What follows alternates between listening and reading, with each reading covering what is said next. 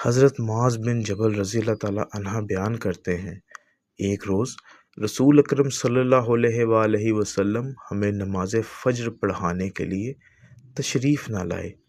قریب تھا کہ ہم سورج طلوع ہونے کا مشاہدہ کر لیتے، پھر آپ بہت تیزی سے تشریف لائے۔ چنانچہ نماز کے لیے اقامت کہی گئی۔ رسول اکرم صلی اللہ علیہ وآلہ وسلم نے اختصار کے ساتھ نماز پڑھائی۔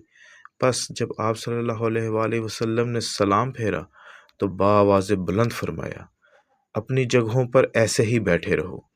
پھر آپ صلی اللہ علیہ وآلہ وسلم نے ہماری طرف متوجہ ہو کر فرمایا، میں ابھی تمہیں بتاتا ہوں کہ میں تمہیں نماز پڑھنے کے لیے کیوں نہیں آیا۔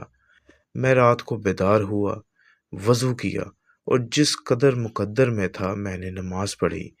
مجھے نماز میں اونگ آنے لگی، حتیٰ کہ وہ مجھ پر غالب آ گئی۔ تب میں نے اپنے رب تبارک و تعالیٰ کو بہترین صورت میں دیکھا۔ چنانچہ اس نے فرمایا، محمد۔ میں نے عرض کیا، میرے رب حاضر ہوں۔ فرمایا، فرشتے کس چیز کے بارے میں بحث و مباحثہ کر رہے ہیں؟ میں نے عرض کیا، میں نہیں جانتا۔ اللہ تعالیٰ نے 3 مرتبہ ایسے فرمایا۔ آپ صلی اللہ علیہ وآلہ وسلم نے فرمایا، میں نے اسے دیکھا کہ اس نے اپنے ہاتھ میرے کندھوں کے درمیان رکھا، حتیٰ کہ میں نے اس کی انگلیوں کے پوروں کی ٹھنڈک اپنے قلب و صدر میں محسوس کی، اور میرے سامنے ہی ہر چیز واضح ہو گئی اور میں نے پہچان لی۔ پھر رب تعالیٰ نے فرمایا، محمد۔ میں نے عرض کیا، میرے رب میں حاضر ہوں۔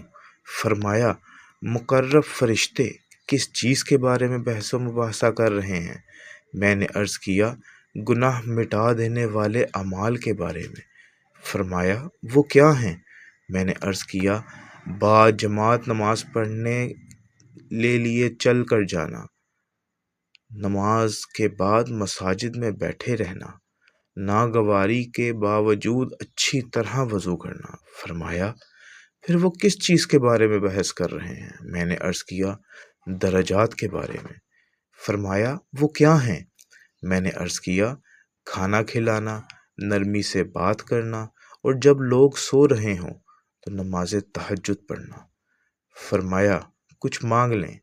آپ صلی اللہ علیہ وآلہ وسلم نے فرمایا، میں نے عرض کیا، اے اللہ، تجھ سے نیک اعمال بجا لانے، برے کام چھوڑ دینے اور مساکین سے محبت کرنے کی توفیق مانگتا ہوں، اور یہ کہ تو مجھے بخش دے اور مجھ پر رحم فرما، اور جب تو کسی قوم کو فتنے سے دوچار کرنا چاہے تو مجھے اس میں مبتلا کیے بغیر فوت کر دینا۔ میں تجھ سے تیری محبت، تجھ سے محبت کرنے والوں کی محبت اور ایسے عمل کی محبت کا سوال کرتا ہوں جو مجھے تیری محبت کے قریب کرتے۔ پھر رسول اکرم صلی اللہ علیہ وآلہ وسلم نے فرمایا، یہ خواب حق ہے، بس اسے یاد کرو اور پھر اسے دوسروں کو بتاؤ۔ احمد ترمذی۔